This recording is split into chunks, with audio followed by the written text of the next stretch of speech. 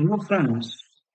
आज मैं एक बहुत ही प्रोमिनेंट टॉपिक, बहुत ही जरूरी टॉपिक आपके साथ डिस्कस करने वाला हूं, जिसमें आपको ये बताने वाला हूं कि सरकार ने अब अधिकारियों को ये पावर दे दी है कि वो आपके व्यापार स्थल का सर्वे करने जाएंगे, इंस्पेक्शन करने जाएंगे। क्यों जाएंगे और कब से कब तक जाएंगे, और जब वो इंस्पेक्शन के लिए आएंगे तो आपको क्या करना है, ये सारी बातें मैं आज आपके साथ डिस्कस करने वाला हूँ। बहुत ध्यान से सुनिएगा और वीडियो में अंत तक रहिएगा, जिससे आपको ये पता चल सके कि अधिकारी कब से कब तक आपकी शॉप पे आएंगे, और जब वो आएंगे तो इंस्पेक्शन किस बात का करेंगे और आपको उसके लिए क्या तैयारी करके रखनी है। तो आइए देखते हैं कि आज हम लोग इस पे क्या करने वाले हैं।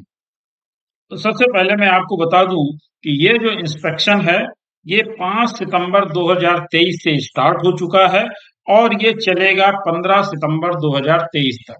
यानी आपको सावधानी बरतनी है 5 सितंबर 2023 से लेकर के 15 सितंबर 2023 तक। क्या सावधानी बरतनी है और क्या क्या आपको करना है, ये मैं अब आपको बताने वाला हूं। GST officers may visit your shops in September 2023. New campaign starts. CBIC launches GST verification campaign as charges rupees 50,000 for non-display of GST numbers on shops.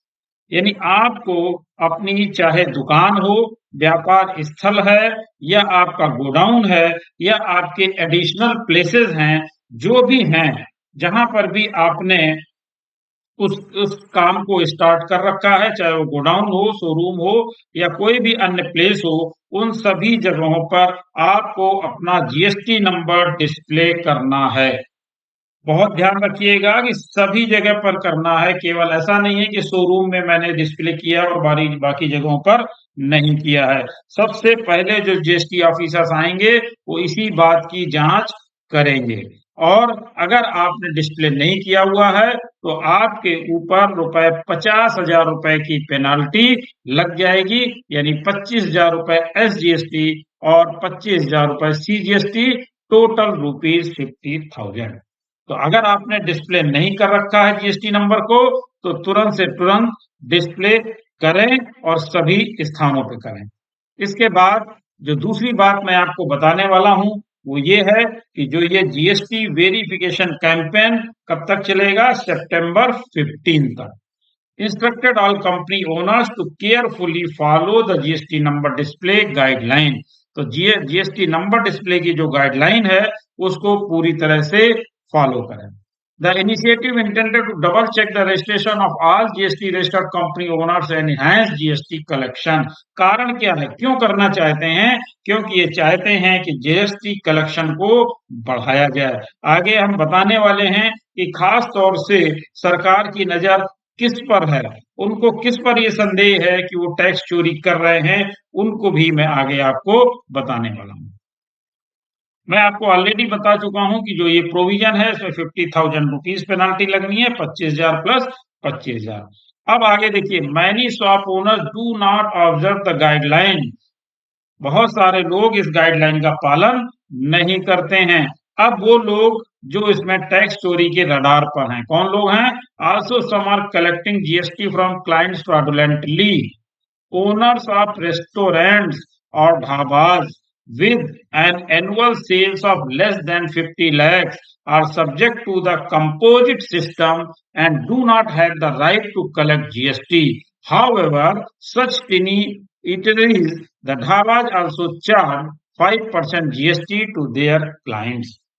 ऐसी सरकार को इंफॉर्मेशन मिल रही है कि इस तरह से रेस्टोरेंट के मालिक और ढाबा चलाने वाले लोग 5% जीएसटी चार्ज करते हैं, जबकि उनको जीएसटी चार्ज नहीं करना है, और चार्ज करने के बाद सरकार के पास जमा भी नहीं करते हैं। तो ये लोग उनके रडार पर हैं। और क्या कहा इन्होंने? Officials are beginning the effort by visiting business that have claimed input tax credit in excess of sales। यानी आईटीसी ज्यादा क्लेम कर रहे हैं और सेल कम दिखा रहे हैं। सेल की अपेक्षा आईटीसी ज्यादा क्लेम कर रहे हैं, ऐसे लोग भी सरकार के रडार पर हैं। The display of the GST number will assist officials in determining whether or not they have deposited the tax. तो ये रहे आपके खास पॉइंट। अब मैं आपको बताने वाला हूं कि अब आपको इसके लिए देख लेना चाहिए कौन सा रूल, रूल 18। रूल 18 में ये दिया हुआ है कि कौन कौन से चीजें आपको देखनी है, और दिया है रूल 5।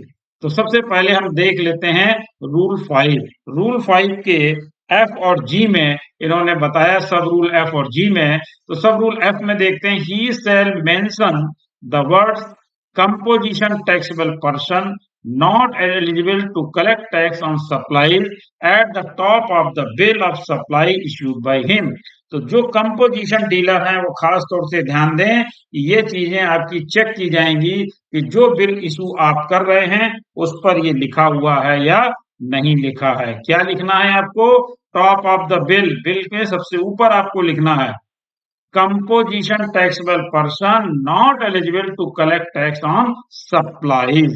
इतना आपको हर बिल पर लिखना है और बिल के टॉप पर लिखना है। तो अगर आपके बिल में मेंशन नहीं है तो ध्यान दें कि ये अपने बिल में मेंशन जरूर करें।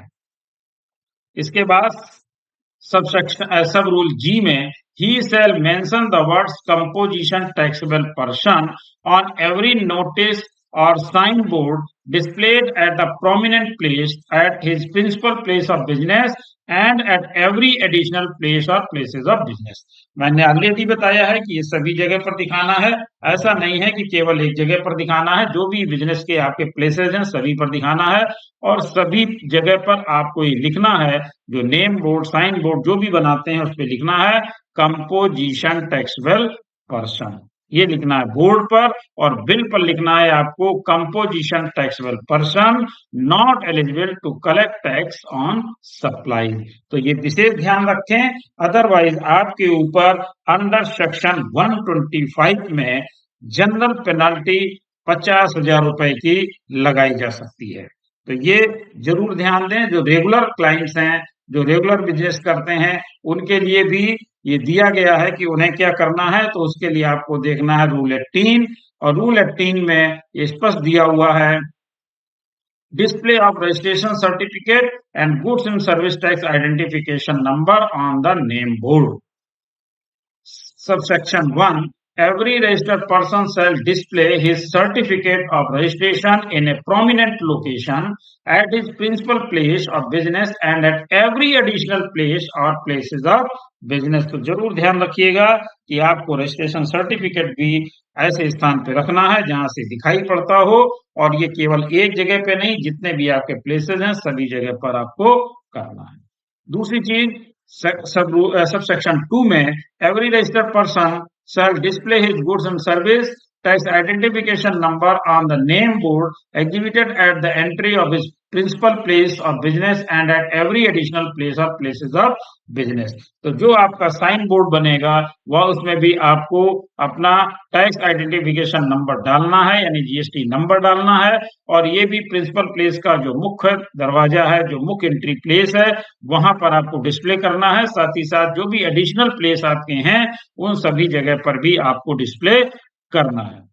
तो ये था रूल 18। इसी के साथ मैंने आपको बता दिया कि जनरल पेनल्टी लगेगी, वो अंडर सेक्शन 125 में। तो अगर आपको डिटेल में देखना है, वैसे तो मैंने बता ही दिया है, तो आप देख लीजिए रूल 5 और रूल 18 और सेक्शन 125। तो आपके यहाँ अधिकारी पहुंचेंगे तो आपको इन चीजों को ध्यान रखना है, यानी अभी से इसके लिए आप प्रिपेयर हो जाइए। मेरा ख्याल है आपको ये जानकारी अच्छी लगी होगी और आप इसी हिसाब से इस जानकारी का फायदा उठाएंगे। और अगर आपने अभी तक इन चीजों को नहीं किया है तो तुरंत से तुरंत करेंगे। Thank you.